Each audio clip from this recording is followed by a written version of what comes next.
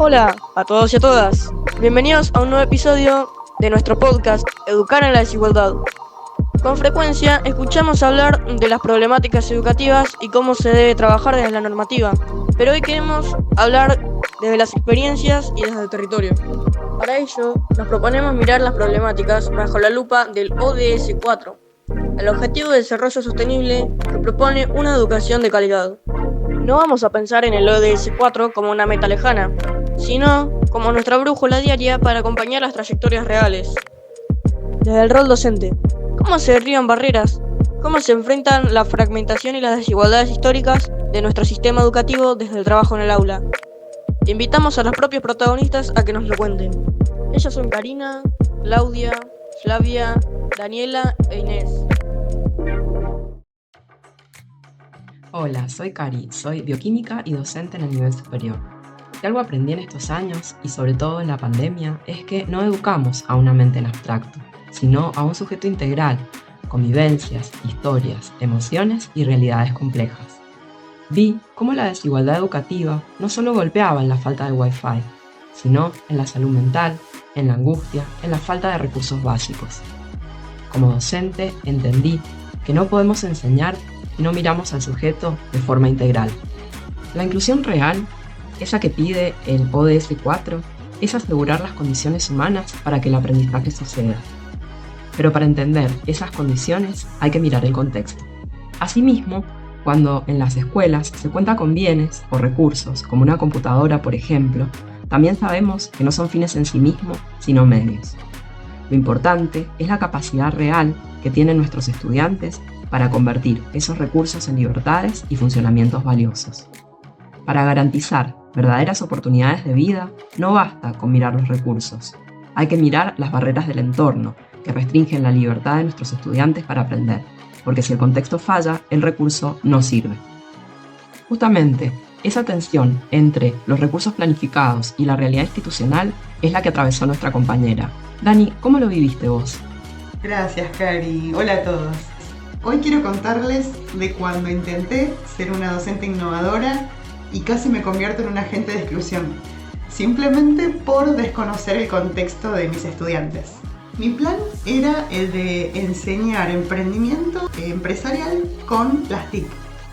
Usar el Drive, el Excel, hacer proyecciones financieras en entornos digitales, pero cometí un error enorme.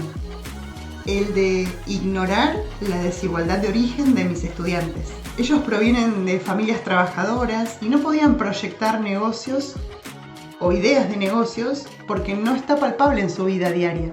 La respuesta de los chicos fue una apatía total, pero no por desinterés, sino como a modo de autodefensa. Al solicitarles que ellos usen las TIC, los estaba de alguna manera forzando a trabajar con algo que no está en su vida diaria y que no es ajeno a su realidad. Ahí tuve que parar, a reflexionar, a replantear mi planificación y también a entender que debo reconocer mi contexto escolar y a mis estudiantes. Fue así que cambié todo y les dije, bueno chicos, olvídense de su plan de negocio, vamos a salir del aula a ver cómo están trabajando los emprendedores que están acá al lado, cruzando la calle. Se entusiasmaron, pasaron de sentirse excluidos a ser consultados por los adultos para poder mejorar, para poder tener organizado mejor su negocio. Y ahí el celu se transformó en una herramienta sumamente valiosa para los chicos porque sabían que podían ayudar a otro a mejorar su productividad, a mejorar su negocio. Ya desde ahí me sentí sumamente feliz por los resultados, pero no porque ya la tarea fuera exitosa en sí, sino porque los chicos pudieran apropiarse de los conocimientos y llevarlos, saber que ellos lo podían llevar a una solución real. Ahí cobró vida el ODS 4 para mí. Como docente entendí que garantizar una educación de calidad, inclusiva, equitativa, tiene que ver con no llenar aulas de pantalla, sino llenarlas de sentido. Y hablando de dar sentido, nuestra compañera Inés nos trae su historia sobre la importancia de la educación superior, la labor de los institutos de educación superior para poder conquistar ese objetivo de desarrollo sostenible 4 en torno a la educación. Muchísimas gracias. Hola, soy Inés, docente de la materia Sociología de la Educación en Institutos de Educación Superior de la provincia de Mendoza. En sintonía con lo que han planteado mis compañeras y en relación a lo que plantea el cuarto objetivo de desarrollo sostenible, me parece importante destacar la labor de los CIES como instituciones que revalorizan el sentido del derecho a la educación y apuestan a construir igualdad e inclusión educativa.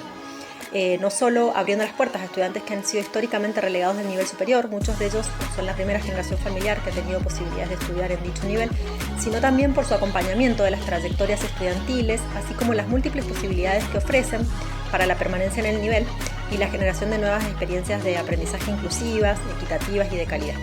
En ese sentido, la educación que se brinda a estas instituciones contribuye a la ampliación de los universos culturales, al ofrecer otras miradas, otras realidades y otras posibilidades a grupos sociales que históricamente se han enfrentado a muchas barreras para el acceso a los estudios superiores. Si pensamos que la educación puede transformar vidas y realidades, me gusta creer que la escuela sigue siendo un espacio de posibilidades para ofrecer herramientas, oportunidades y crear otros mundos y realidades posibles menos injustos, menos desiguales y más accesibles a las grandes mayorías. Finalmente, quiero destacar que el desafío de la justicia educativa para los institutos de educación superior no es tarea sencilla, no solo se trata de garantizar que los y las estudiantes ingresen, permanezcan y egresen, sino que también la propuesta pedagógica ampare, reciba, habilite y promueva el desarrollo de las capacidades de cada quien, materializando así la creencia de que todas las personas tienen capacidad de aprender siempre y cuando se les ofrezca un espacio, tiempo y condiciones para hacerlo. En este sentido, me gusta lo que plantea Graciela Frigerio cuando plantea que se trata de tender la mesa en el sentido de volver disponibles las herencias y ofrecerlas a modo de don a las y a los estudiantes.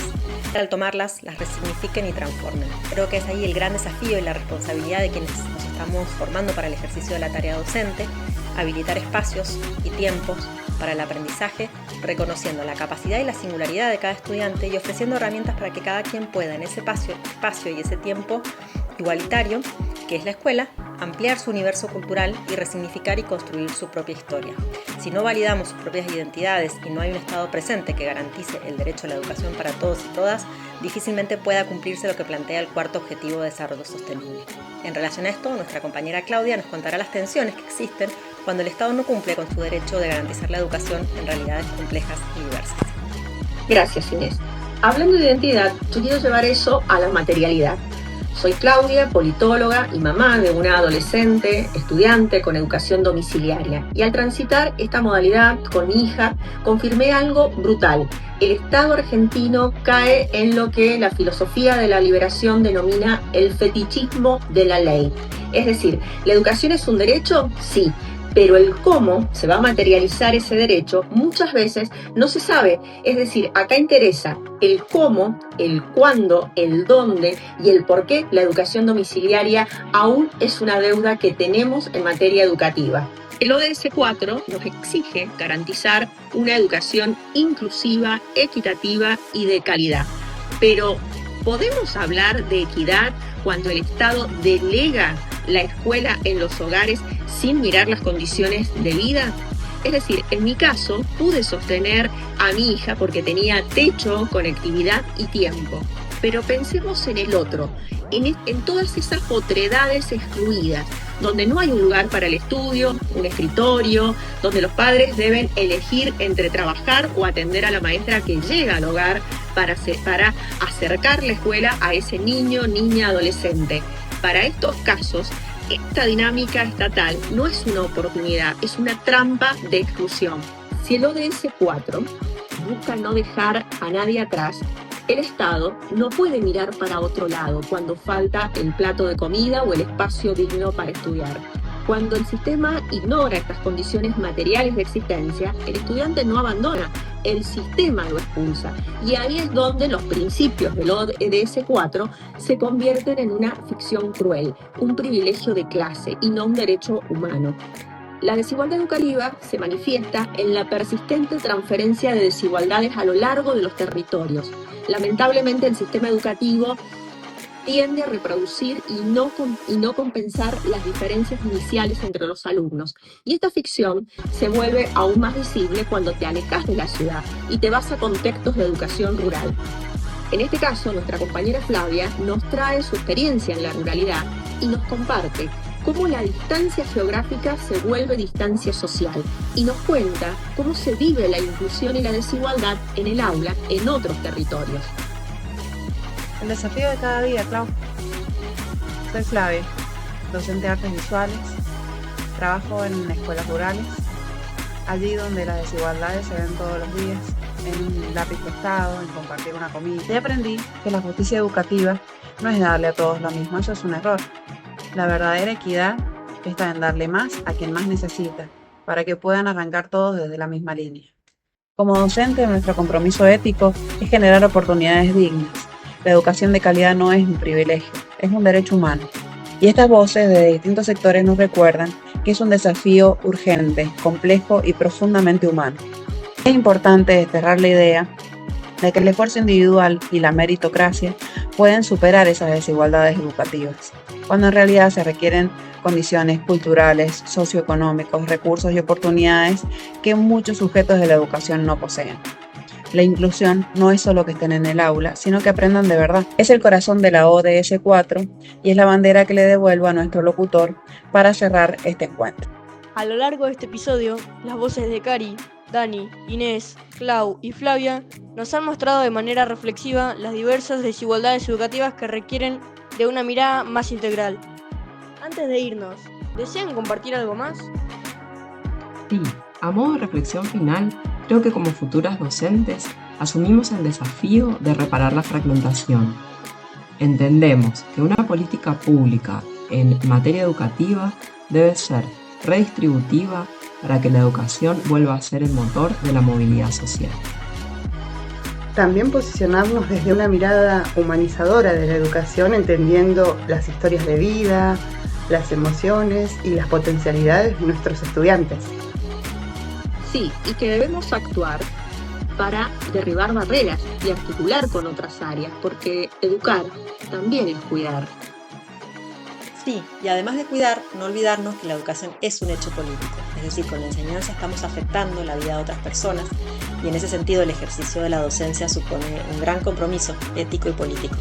No es solamente transferir contenido, sino facilitar los medios y las experiencias que posibiliten que las y los estudiantes desarrollen su curiosidad, ejerciten la reflexión crítica y busquen transformar su propia realidad.